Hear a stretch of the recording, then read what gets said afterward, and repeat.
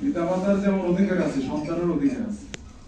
আমরা শুধু আজকে আপনার সন্তানের অধিকারের বিষয়ে কথাগুলো কিছু বলবো। পিতামাতার অধিকারের বিষয়গুলোকে সন্তানকে আমরা বারবার তাম্বি করি যে বাবা বাড়িতে যে পিতামাতার সাথে এরকম আচরণ করতে হবে, এইভাবে কথা শুনতে হবে, তাদেরকে এইভাবে সম্মান করতে হবে, তাদের এই অধিকার, তাদের সাথে কথা বলার আদব, হ্যাঁ, তাদের সাথে করণীয় বিষয়গুলো আমরা বলার চেষ্টা করি। তো আজকে দুই একটা আমরা সন্তানের অধিকারের বিষয়ে কথা বলবো। প্রথম যে বিষয়গুলো আমাদের খেয়াল রাখতে হবে সেটা হলো আচরণগত দিক।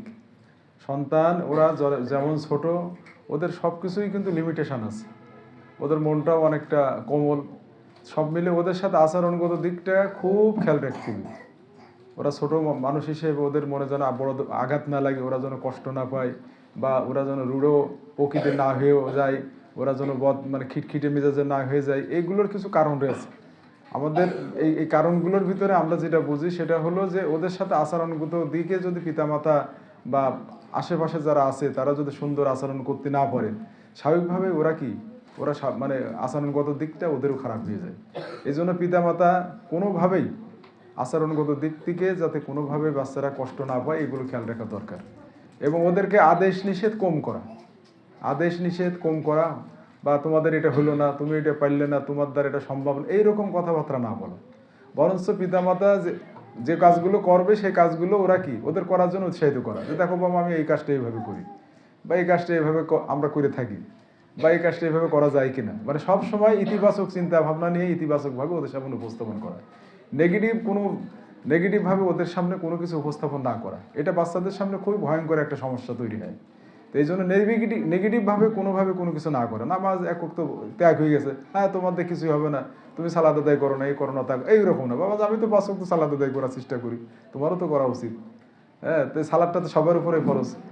এইভাবে ওদের সামনে পিতামাতাকে যদি মডেল হিসেবে পিতামাতা যদি মডেল হিসেবে পেশ করতে পারেন, আশা করা যায় যে ওরা আস্তে আস্তে আস্তে আস্তে আস্তে আস্তে আস্তে আস্তে সেগুলো অনুকরণ করবে। আমাদের ডক্টর আব্দুল্লাহ জাহাঙ্গীর স্যার রহিমুল্লাহ বলতেন যে বাচ্চারা পড়ে কম, অনুকরণ করে বেশি। আর অনুকরণ করার ক্ষেত্রে পিতামাতার অনুকরণ করে, উস্তাদের অনুকরণ করে। তো সব মিলে অনুকরণ যাতে করতে পারে পিতামাতার, সেইভাবে তাদের জীবন স্টাইলগুলো সেইভাবে মানে সাজানো উচিত। ওদের গণ্ডিগুলো সুন্দর করে পরিবেশ মানে পরিচ্ছন্নভাবে ওদের সামনে সকল কাজগুলো নিয়মতান্ত্রিকভাবে করা উচিত। যে আমার আব্বু 5 ওয়াক্ত সালাত মসজিদে আদায় করে, কখনো অলসতা করে না, যত কষ্টই হোক, এটা ওর ভিতরে বদ্ধমূল হয়ে যাবে। আমার আব্বু প্রচণ্ড ন্যায়পরায়ণ, মানে প্রচণ্ড মানে কি পরিশ্রমী, আমার আব্বু ন্যায়পরায়ণ, আমার আব্বু সত্যবাদী, আমার আব্বু কি ইনসাফের উপর থাকে, আমার আব্বু বাঁকা কথা বলেন না, আমার আব্বু কি মানুষের সমস্যা হলে সে আগে দৌড়িয়ে যায়, আত্মীয়ের সাথে সম্পর্ক সুন্দর করে, আমার দাদার সাথে সম্পর্ক সুন্দর করে, আমার দাদির সাথে সম্পর্ক সুন্দর করে। এই বিষয়গুলো যদি বাচ্চাদের সামনে আমরা উপস্থাপন করতে পারি, বাচ্চারা নিশ্চিত এগুলো দেখে শিখবে। আমি প্রথমে যেটা বলতে চাই সেটা হলো যে আচরণগত দিকগুলো আমাদেরকে খেয়াল রাখা দরকার। পিতামাতা সহ আমরা উস্তাদ যারা আছি আমাদেরকে খেয়াল রাখা উচিত।